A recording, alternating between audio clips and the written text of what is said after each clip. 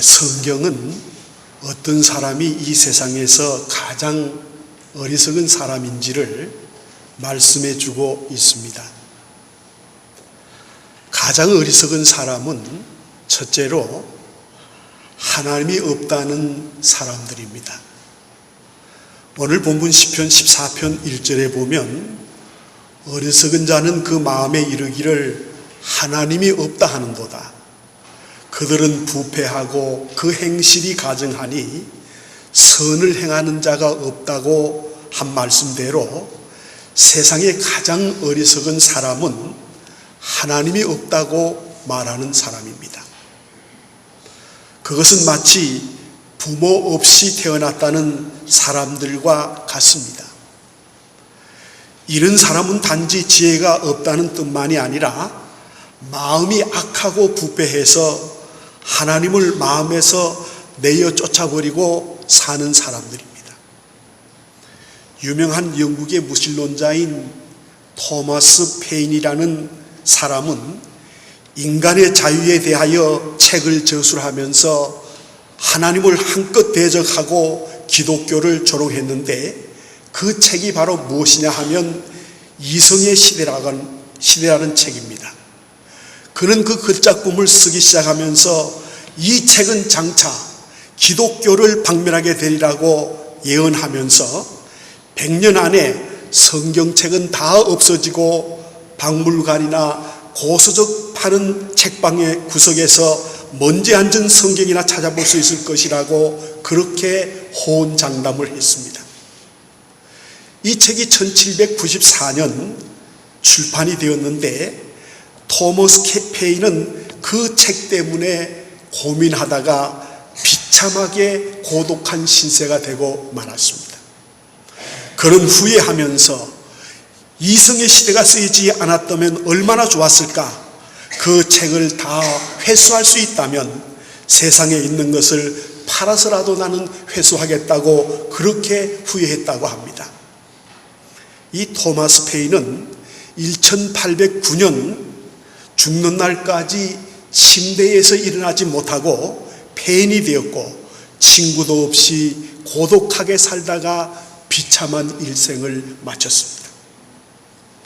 그리고 그가 말살된다던 성경은 그가 죽은 지 200년이 지났는데도 여전히 세계적인 베스트셀러가 아닙니까? 우리를 지으시고 만물을 창조하신 하나님의 존재를 부인하고 그가 다스리는 것을 부인하는 것은 가장 큰 죄이며 가장 어리석은 사람이 되는 것입니다. 이 무신론을 조작하는 것은 이성이 아니라 감정이라는 말이 있습니다. 러시아의 세계적인 문호인 토스토예프스키는 만약에 하나님이 계시지 않는다면 무슨 짓이라도 할 수 있다고 했습니다. 무슨 말씀입니까? 하나님이 계신다는 거예요. 그러므로 오늘 본문에 어리석은 자는 그 마음에 이르기를 하나님이 없다 하는도다. 저희는 부패하고 소행이 가증하여 선을 이루는 자가 없다고 했습니다. 우리가 사는 이 지구가 끈으로 매달리지 않았는데 이 지구가 공중에서 27도가량 기울어져서 24시간 만에 한 바퀴 자전을 하고 365일 만에 태양을 중심으로 공전을 합니다. 만약에 우리가 살고 있는 이 지구가 27도인데 조그만 26도만 틀어져도 지구는 이 우주 속에 어디론가 사라져 버린다는 거예요. 또 태양과 조금만 멀어져도 우리는 얼어 죽게 되고 조금만 태양과 가까워져도 타 죽고 만다는 것입니다. 성도 여러분, 이것이 우연이라고 봅니까? 이 우주는 전능하신 하나님께서 섬세하게 만드신 하나님의 솜씨요, 이 우주의 모든 운행은 하나님이 지금 하시고 계신다는 사실을 여러분 꼭 믿으시기를 바랍니다. 아다 코플로 박사는 이런 말을 했습니다. 나에게 있어서 믿음이란 절대적 기능이 있어서 세상을 존재케 하고 인간을 창조하는 데서 시작되었다고 말하고 있습니다. 질서정연하게 운행되는 우주가 하나님이 태초에 하나님이 천지를 창조하시리라는 가장 위험 있는 말씀을 증명해 주고 있습니다. 어떤 위대한 제일 원인이 없이 이 질서정연한 우주 만물의 존재를 우리가 설명할 수 있겠습니까? 히브리서 3장 4절에 보면 집마다 지은 이가 있으니 만물을 지으신 이는 하나님이시리라고 분명하게 기록하고 있습니다. 우리가 잘 아는 소련의 최초의 우주 비행사 보스토코프호의 유리 갈가리는 우주 비행을 하고 돌아와서 그가 하는 말이 내가 하늘 높이 올라가 봐도 하나님은 그곳에 없더라고 그는 하나님을 모독했습니다. 그는 비행사고로 34세에 죽고 말았습니다. 그러나 반대로 미국의 유명한 우주 비행사인 암스트롱은 우주 비행을 하고 난 후에 하나님의 신비한 창조의 솜씨에 충격을 받고 그는 돌아와서 전도자가 되어서 온 세계를 다니며 전도를 했습니다. 사랑하는 여러분, 하나님이 없다고 하는 사람은 이 세상에서 제일 어리석은 사람이요 제일 바보입니다. 여러분, 하나님은 살아계십니다. 하나님은 살아계셔서 지금도 역사하시고 우리의 모든 일구일석을 감독하시는 분이 하나님이세요. 저는 다시 한번 말씀드립니다. 만약에 하나님이 살아계시지 않는다면 저는 목사 안 할 거예요. 저도 머리가 좋은 사람이에요. 왜 멍청하게 목사하겠어요? 여러분, 다시 말합니다. 하나님은 살아계십니다.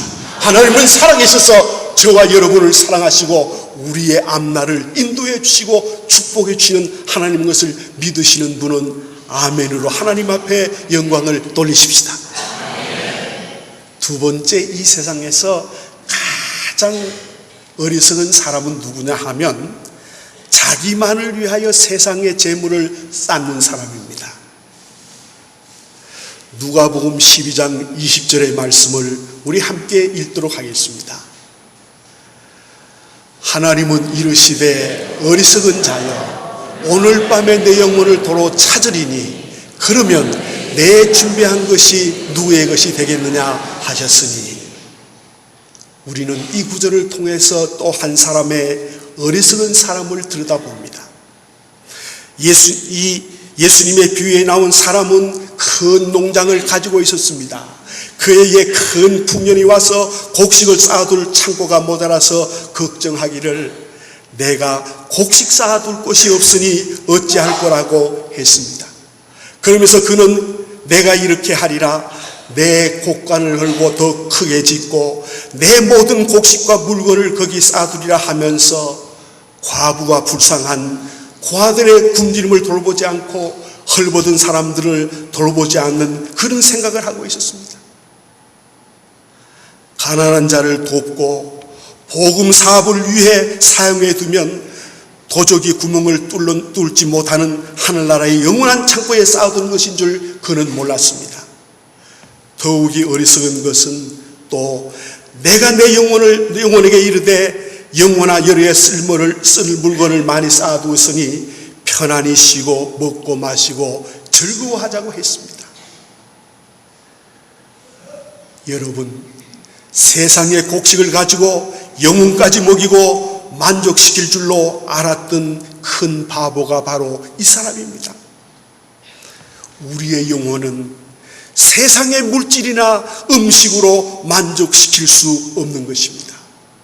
하나님이 우리를 창조하실 때는 우리 속에 하나님으로 가득 찰 때 행복한 거예요. 많이 소유했다고 가졌다고 행복한 것 아니에요.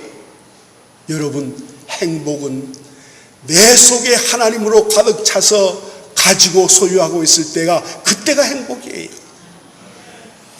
우리의 죄를 대신하신 생명의 예수님을 믿고 영접하기 전에는 우리 인간에게는 참 만족이 없으며 영생의 길도 없다는 것입니다.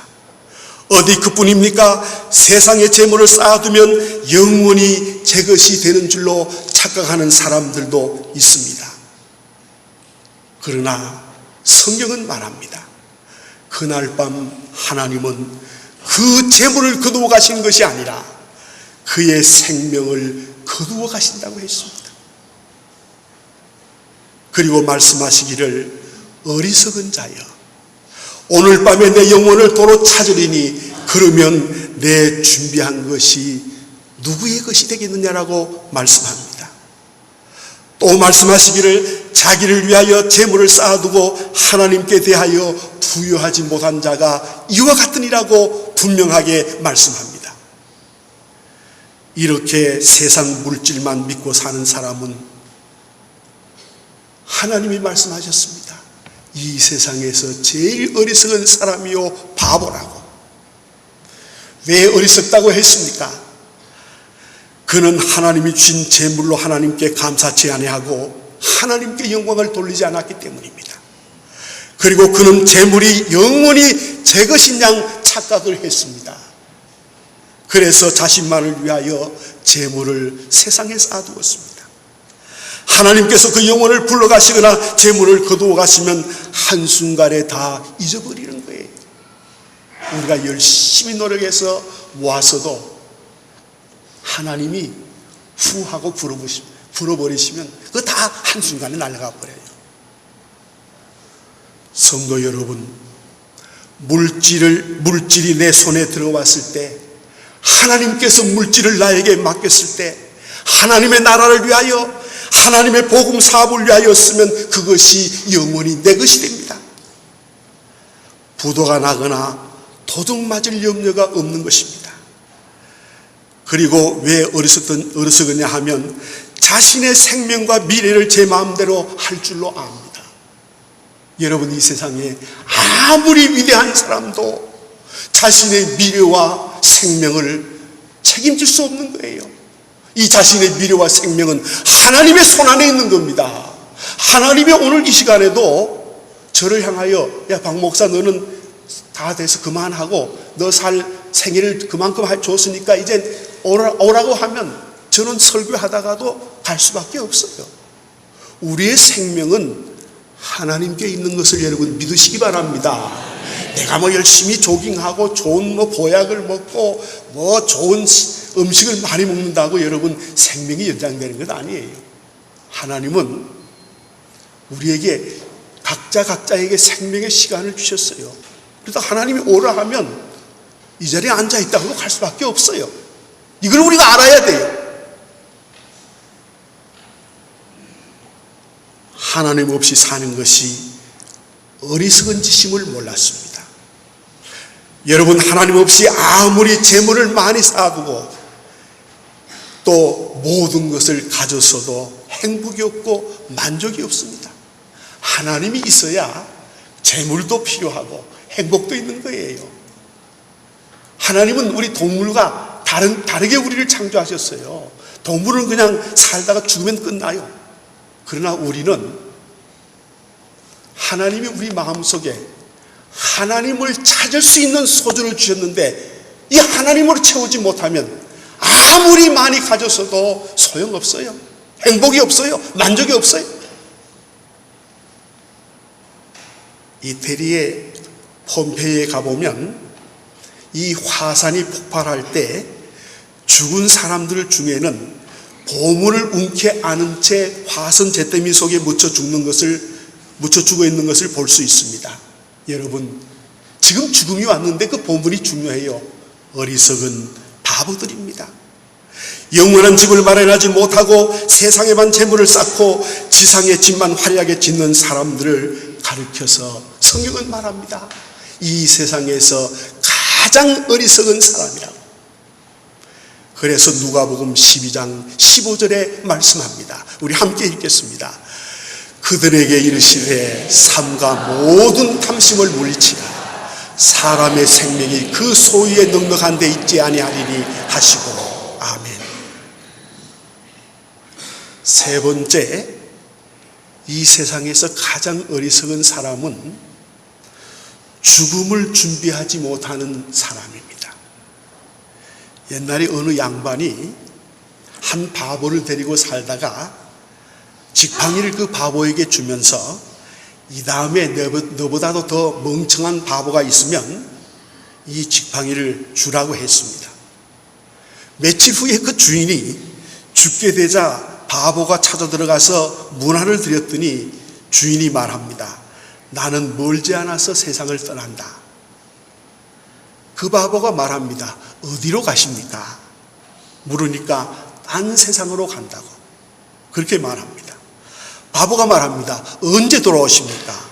한 달 후에 오시나요? 하니까 아니라고 말합니다. 1년 안에 오시나요? 아니다. 영원히 못 돌아온다고 했습니다.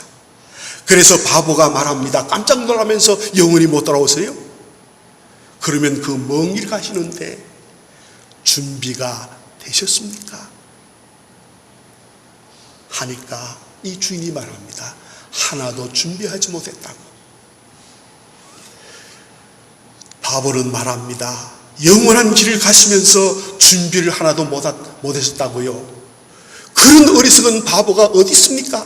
하며 주인을 바보가 책망을 합니다. 그러면서 이 지팡이를 도로 가져가십시오.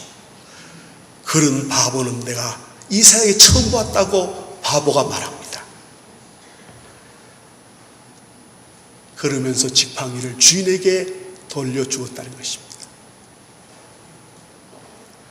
불란서에 2000년 된 무덤에서 꽃씨를 발견해서 이것을 가져다가 정원에 심었더니 한 달이 지나자 싹이 나고 잎이 나고 꽃이 피었답니다.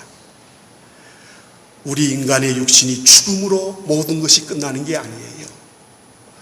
하나님을 믿지 않는 사람들은 그저 죽으면 끝나는 줄 알아요. 그러나 여러분, 죽음으로 끝나는 게 아닙니다. 세상에 개나 돼지나 동물은 죽으면 끝나요. 그러나 우리 사람은 죽음으로 끝나는 게 아니에요. 그래서 히브리서 9장 27절에 이런 말씀이 있습니다. 우리 함께 읽겠습니다. 한 번 죽는 것은 사람에게 정해진 것이요 그 후에는 심판이 있으리니. 그랬어요. 여러분, 하나님의 심판이 있어요. 이것 아셔야 돼요. 죽으면 끝나는 것 아니에요.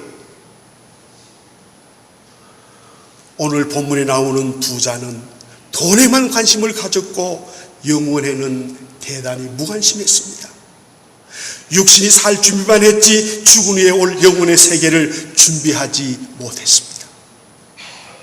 여러분, 영혼을 위하여 준비하고 있습니까? 육신을 위하여 준비하고 있습니까?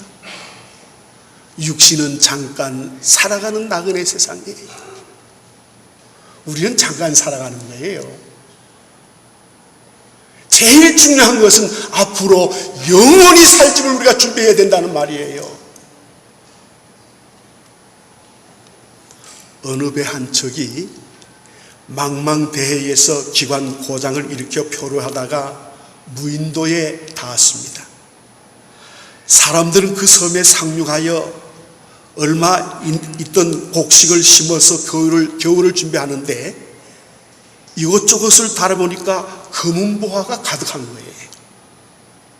아마 옛날 해적들이 이 금은보화를 빼앗아다가 그 섬에 숨겨놓았던 모양입니다. 사람들이 너무 좋아서 농사를 짓지 않고 곡식을 다 먹어버렸습니다. 얼마 후 그 섬에 겨울이 왔습니다. 눈발이 날렸습니다. 어떻게 되었습니까? 그 후 배 한 척이 이 무인도를 지나가다가 그 섬에 올라가 보니까 금은보화 사이에 해골들이 수북히 사여 있더랍니다.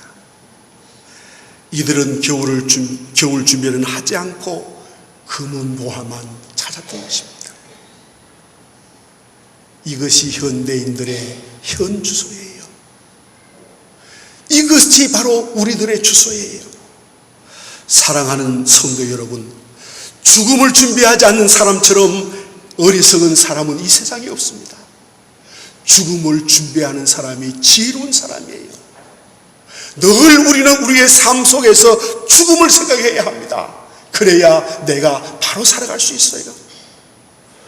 예수님은 바로 인간의 죽음의 문제를 해결하기 위하여 이 땅에 오셨고, 사망의 원인이 되는 죄를 없이 하려고 십자가에서 피 흘려 죽으시고, 사망 권세를 정복하려고 부활하셨습니다.